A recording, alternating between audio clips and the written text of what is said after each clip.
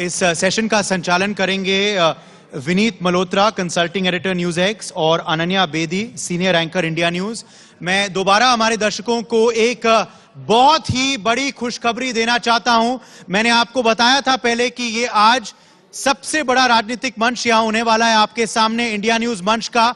और अब India news मंच सिर्फ यहां ही नहीं मगर पूरे देश भर में ट्रेंड कर रहा है। जी हां, ट्विटर पे इंडिया न्यूज मंच इज ट्रेंडिंग। जोरदार तालियां। और अगर आपको ये ट्रेंड कंटिन्यू करना है तो जहां ये उपस्थित दर्शक यहां हैं हमारे इस होस्ट होटल में, और जो दर्शक इस वक्त हमें इंडिया न्यूज और न्यूज एक्स और हमारे डिजिटल प्रॉपर्टीज के माध्यम देख रहे हैं, please post with the hashtag India news मंच और इस ट्रेंड को पूरे दिन भर बरकरार रखें। It's a top trend on Twitter today, India news मंच। फिलहाल के लिए अगले सेशन का सीधा रुख करते हैं। Ananya and Vineet, over to you. Sir नमस्कार, वक्त निकालने के लिए, हमसे बातचीत करने के लिए आपका बहुत बहुत धन्यवाद। सबसे पहला सवाल मैं करूंगा आपके डिपार्टमेंट को लेकर।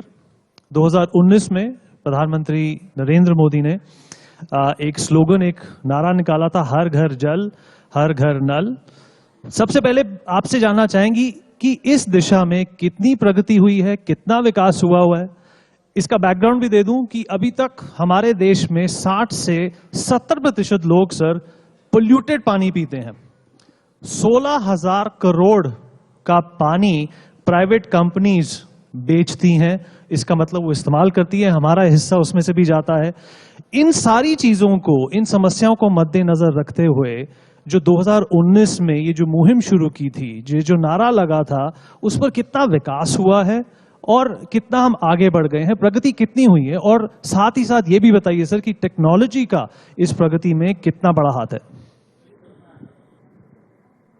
आपके आंकड़े को मैं चैलेंज नहीं करता, लेकिन मैं अपना आंकड़ा देता हूं कि जब 15 अगस्त 2019 को प्रधानमंत्री ने देश में जल जीवन मिशन की घोषणा की थी, हर घर जल और शुद्ध जल, तब इस देश में कुल 3.23 करोड़ परिवारों के पास में पाइपलाइन से पानी था, और आज वो 10.5 करोड़ परिवारों तक पहुंच गया।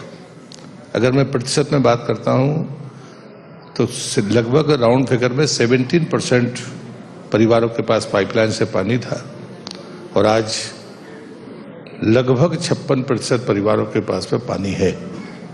रहा सवाल तकनीक का, 2-3 बातें हमको समस्याओं की तरह देखनी होंगी। दूषित पानी, पानी का सोर्स ना होना, ये बड़े चैलेंज थे।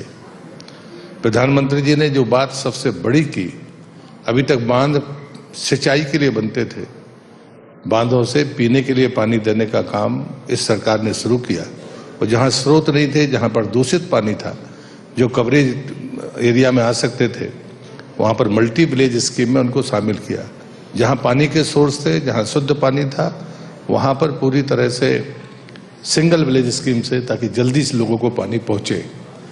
पहाड़ हो, नॉर्थ ईस्ट हो, हिमालयन स्टेट्स हो, जम्मू कश्मीर और लद्दाख जैसी जगह पे जहां कल्पना नहीं की जाती थी, वहां पर भी पानी पहुंचा। और इसलिए मुझे लगता है, दूसरी बात जो आपने तकनीक की कही है, स्वाभाविक तरीके से अगर आप नॉर्थ ईस्ट हो या हिमालयन स्टेट्स हो, तकनीक के बगैर वहां पानी नहीं पहुंच सकता था, और इसलिए मुझे लगता है तकनीक का उपयोग हुआ है। स्वच्छ पानी के लिए तकनीक के 2 रास्ते हैं। एक, पंचायत के स्तर पर 5 महिलाओं को प्रशिक्षण, ताकि महीने में या 2 महीने में वो 5 परिवारों में रैंडम टेस्ट करें। अगर कोई सैंपल खराब आता है तो वो डिस्ट्रिक्ट लैब को जाए। देश में लगभग 2074 हमारी लैब है, उसमें 1100 लैब NABL है। कुछ राज्य हैं, हरियाणा जैसे, जहां डिस्ट्रिक्ट से भी नीचे ये लैब उपलब्ध है। जी, आपने पानी को लेकर बात की, हम फूड प्रोसेसिंग मिनिस्ट्री को लेकर भी बात करेंगे क्योंकि आपका ये मंत्रालय है। लेकिन उससे पहले मैं बात करना चाहूंगी विधानसभा चुनाव को लेकर, क्योंकि आप मध्य प्रदेश से आते हैं।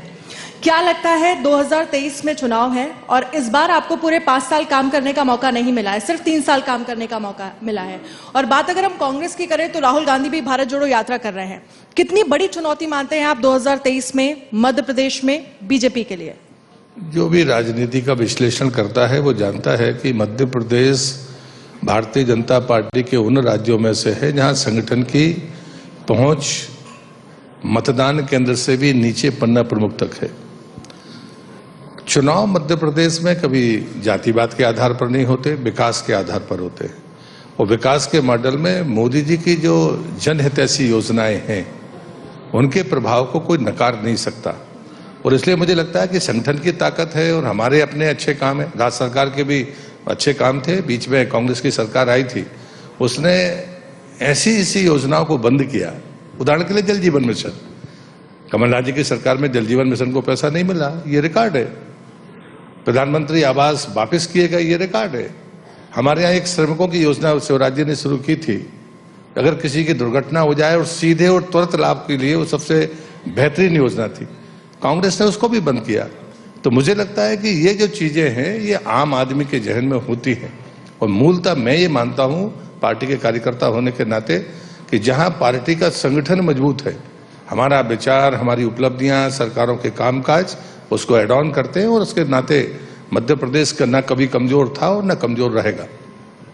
सर, आपने कहा कि जातिवाद को लेकर सियासत नहीं की जाती है मध्य प्रदेश में, पर हाल ही में एक चलन है, एक ट्रेंड है कि बॉलीवुड के कुछ ऐसे एपिसोड्स हुए हैं कि जो एक आपत्ति आई है उन गानों की तरफ या फिल्मों की तरफ, वो मध्य प्रदेश से आई है। ऐसा क्यों? सिर्फ मध्य प्रदेश से ही क्यों? पहले शुरुआत होती है। नहीं, मैं शुरुआत और अंत की बात नहीं करता, लेकिन मैं नैतिक मूल्यों के आधार पर जीवन जीना और नैतिक मूल्यों के आधार पर समाज जीवन खड़ा हो, उसका मैं दृढ़ उस पर विश्वास भी करता हूं और उसका पैरोकार भी हूं। लेकिन मैं नहीं मानता कि बहुत छोटी बातों पर कोई टिप्पणियां हुई होंगी, मुझे नहीं पता।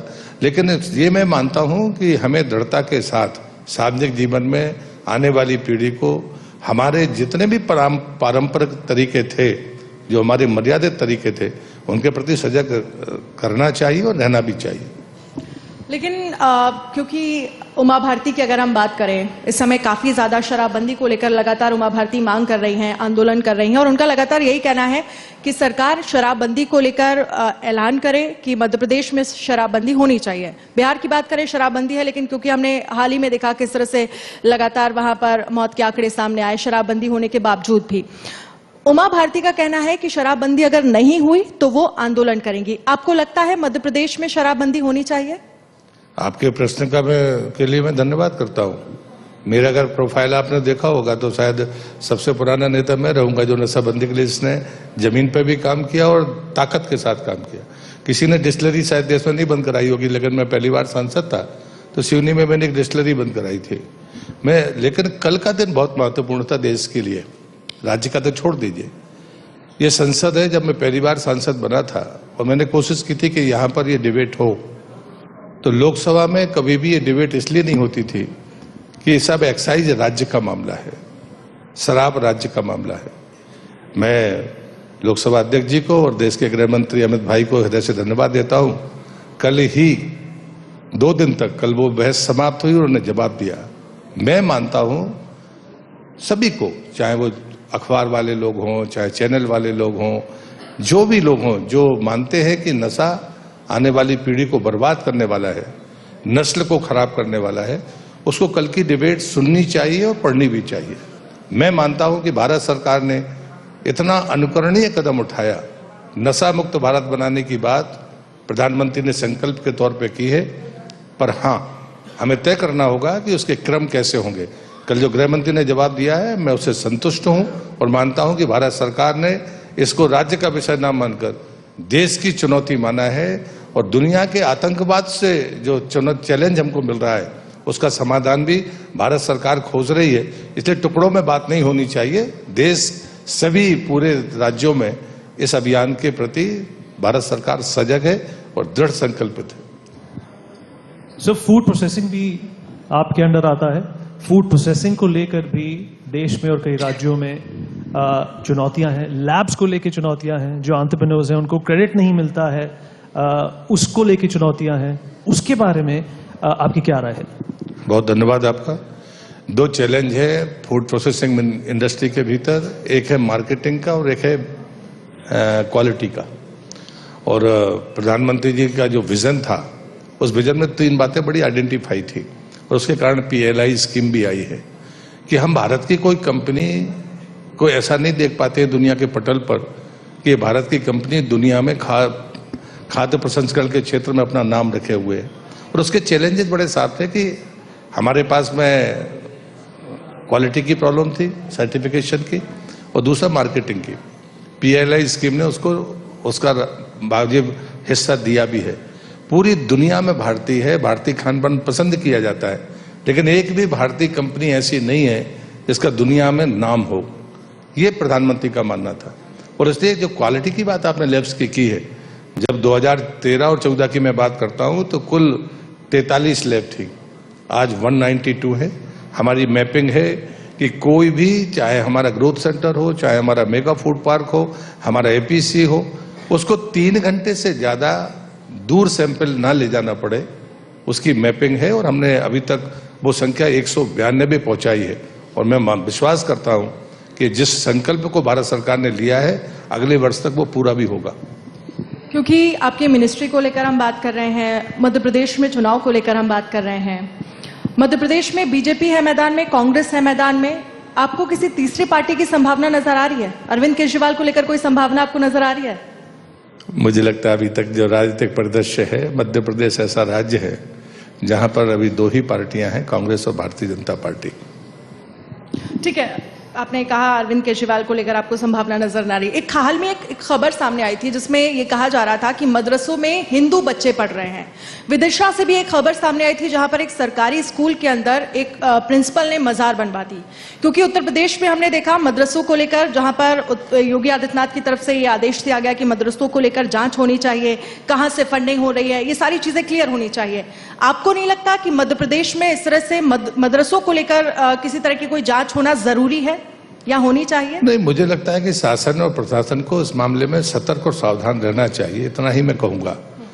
और मैं नहीं मानता कि अगर प्रशासन और शासन सावधान है तो ऐसी कंट्रोवर्सीज हो सकती है। अगर कभी ऐसी चीजें आती हैं तो मुझे लगता है कि प्रशासनिक कमजोरी है, इसे दूर करना चाहिए। सर, उस अनन्या ने जो पहले सवाल किया था उस पर वापस जाना चाहूंगा। आपने कहा कि मध्य प्रदेश में सिर्फ कांग्रेस और भारतीय जनता पार्टी है। पंजाब में भी थोड़े समय पहले ऐसे ही समझा जाता था, और एक जो थ्रेट था आम आदमी पार्टी का, उसको मतलब एक अंडर परसीव किया जाता था। और हिमाचल प्रदेश में भी अभी जिस तरीके से कांग्रेस की वापसी हुई है, क्या थोड़ी एक चिंता है भारतीय जनता पार्टी के खेमे में इस बात को लेकर? आपने मुझे ख्याल से आपके प्रश्न का उत्तर खुद ही दे दिया। हिमाचल इसका पैमाना है, जहां कांग्रेस रिप्लेस हुई और हम नहीं रहे, तब तीसरा विकल्प आया। आप देश की चुनावी राजनीति को देख सकते हैं। इसलिए हिमाचल में आपका क्या असर हुआ, जबकि ये माना जाता था कि नहीं, चर्चाएं तो बहुत लंबे समय से चलती थी, लेकिन वहां पर वो जमानत जब्त कराई उन्हें सब जगह। पंजाब में हम नहीं थे इसलिए आप आई, ऐसा मैं मानता हूं। और इसलिए मध्य प्रदेश के परिदृश्य में भी यही चीजें सामने होंगी। और इसलिए मुझे नहीं लगता, इसलिए मैंने कोई सोच समझ कर कहा, मैंने टालने की दृष्टि से नहीं कहा। राजनीतिक दल तो वहां पर आए, भाजपा भी आई है, भाजपा का सांसद रहा, MLAs रहे हैं, सापा के भी उत्तर प्रदेश की सीमा पर कई बार MLA जीत कर आए। तो मैं ये नहीं कह रहा कि वहां पर कोई दल नहीं आ सकता, प्रतिबंध लगाने का मेरा मानस नहीं है। लेकिन आज की वर्तमान राजनीतिक परिदृश्य में वहां कांग्रेस और भारतीय जनता पार्टी है, ये बात हमको माननी पड़ेगी। ठीक है, तो आप अरविंद केजरीवाल को नकार रहे हैं, क्योंकि हालांकि हमने देखा पंजाब में नहीं, मैं नहीं नकार रहा हूं। हिमाचल का आपने उदाहरण दिया है, जो आंकड़े बताते हैं कि क्या है गुजरात। ठीक है, लेकिन मध्य प्रदेश की अगर हम बात करें, हाल में एक और वजह है जिससे ज्यादा सुर्खियों में है, वो है बाबाओं की धूम। चाहे आप बागेश्वर महाराज की बात कर लीजिए, चाहे आप प्रदीप मिश्रा की बात कर लीजिए, क्योंकि वो कहते हैं कि स्थितियां ये आ गई हैं कि हर एक घर से हर एक व्यक्ति को RSS में होना चाहिए। और हम इन बाबाओं की सभाओं में देखते भी हैं, तमाम BJP के विधायक पहुंच रहे हैं, सांसद पहुंच रहे हैं, उनको लग रहा है कि शायद बाबाओं की कृपा हो जाएगी तो नैया पार हो जाएगी। आप क्या मानते हैं, क्योंकि आप भी काफी ज्यादा धार्मिक हैं? मैं इस डिबेट में पढ़ना नहीं चाहता, लेकिन मैं चाहता हूं कि हमारे धर्माचार्यों के बारे में सम्मान से बोला जाए। और ये जो समय होता है, इसमें भागवत कथाएं या बाकी एक समय होता है सब चीजों का, कभी खेल का भी है, धार्मिक अनुष्ठानों का भी है। अब मैं किसी को सर्टिफिकेट भी नहीं दे रहा है, किसी को महिमा मंडित भी नहीं कर रहा हूं, या किसी की आलोचना नहीं कर रहा। ये अपनी अपनी श्रद्धा की बात है। एक सनातन होने के नाते मैं ये कह सकता हूं कि हमारे नियमित होने वाले कार्यक्रम है, मैं तो कम से कम इस बात से प्रसन्न होता हूं। ठीक है, एक 2024 को लेकर एक छोटा सा आपके मंत्रालय से जुड़ा सवाल है। 2024 को लेकर क्या टारगेट फिक्स है आपके मंत्रालय का? हमारा लक्ष्य सिर्फ 24 के चुनाव तक का नहीं है। जैसे PILI स्कीम है, हमने 10,000 करोड़ रखे हैं, तो उसमें कंडीशन बड़ी साहब है, इंडस्ट्री के लोगों को हम पैसा दे रहे हैं। अब ये परिणाम आएंगे जब उनकी परफॉर्मेंस आएगी और उसके बाद में वो इन्वेस्ट करेंगे, उसके बाद से वो हमको 5 साल तक पैसा देना है। तो स्वाभाविक तरीके से ये जो PLI स्कीम है, इसके रिजल्ट आने वाले 4 साल में आएंगे, इसलिए 24 तो वो पार कर जाएंगे। देश के विकास की किसी भी योजना को आप चुनाव के वर्ष से जोड़कर देखेंगे तो मुझे लगता है वो देश के साथ भी न्याय नहीं होगा, मंत्रालय के साथ भी न्याय नहीं होगा। हमारी कोई भी स्कीम ऐसी नहीं है कि चुनाव तक खत्म हो जाए और हम उसको बता दें। मोदी सरकार की कार्यप्रणाली का ये सबसे महत्वपूर्ण पक्ष है कि हमारी किसी भी योजना को हमने चुनाव वर्ष में खत्म हो जाएगी या उसके पहले हम कोई परिणाम ला देंगे, इस आधार पर हमने नहीं देखा। हम 2 लाख यूनिट्स को फिर 10,000 करोड़ दे रहे हैं, वो भी 5 साल में देना है। अब आज से रजिस्ट्रेशन शुरू हुए, दूसरा वर्ष है, 5 वर्ष तक हमको 2 लाख यूनिट्स को तकनीकी तौर पर और वित्तीय तौर पर हमें उनको मदद करनी है। ये जब 5 साल पूरे होंगे और जब 2 लाख यूनिट्स को जब ये लाभ मिलेगा, परिणाम तो शायद इसके जो पहले साल में प्राप्त करेगा उसको शायद 2-3 साल में आने लगेंगे, लेकिन जो 5वें साल में प्राप्त करेगा उसको तो और 2 साल लगेंगे। तो मुझे लगता है कि ये ऑन गोइंग प्रोसेस है। देश की इकोनॉमी को जो इसकी बड़ी हिस्सेदारी है, फूड प्रोसेसिंग का क्षेत्र हमारे निर्यात में, और विशेषकर जब अभी मिलेट्स ईयर घोषित हुआ है, वो भी प्रधानमंत्री जी के प्रस्ताव पर हुआ है। हमारे पास में एक दुनिया का बाजार हमारा इंतजार कर रहा है। हम दुनिया में जितना मिलेट्स होता है उसका 40% भारत पैदा करता है। अगर हमने उसको प्रोसेस करके उन्हीं के पैरामीटर्स पर पहुंचाया तो शायद दुनिया के बाजार में हम सबसे बड़े अगुआ देश के तौर पर आएंगे। तो मुझे लगता है हमारी तैयारी इस लाइन पर है। सर, आखिरी सवाल, वक्त खत्म हो चुका है, आप चाहें तो इस सवाल का जवाब संक्षेप में दे सकते हैं। सदन में जो आजकल तू मैं हो रही है, उस पर आपकी क्या प्रतिक्रिया है? जिस तरीके से बहस चल रही है विपक्ष में और केंद्र सरकार में, और कोई काम नहीं हो रहा, बिल्स नहीं पास हो रहे, ये टैक्स पेयर मनी का एक नुकसान ही है। बिल तो पास हो रहे हैं, लेकिन मैं अटल जी के समय से सदन में हूं। 33 साल पहले संसद में आया था, तब मैं नौजवान था, 28.5 साल का था, लेकिन आज तक मैं बेल में नहीं गया, तू में नहीं पड़ा। मुझे लगता है कि संसद संवाद के लिए है, देश के मुद्दों पर चर्चा करने के लिए है। ये गलती कोई भी करेगा, देश की जनता के कटघरे में वो खड़ा होगा, ये बात आप मानकर चलिए। सर, आपने हमारे सारे सवालों के सटीक जवाब दिए। A big round of applause please. Thank you sir. बहुत बहुत शुक्रिया प्रहलाद सिंह पटेल जी का कि आप आज हमारे इंडिया न्यूज मंच पे आए, इसकी आपने शोभा बढ़ाई। और विनीत और अनन्या, आपका भी शुक्रिया अदा कि इस सेशन का बड़ी खूबसूरती से आपने संचालन किया।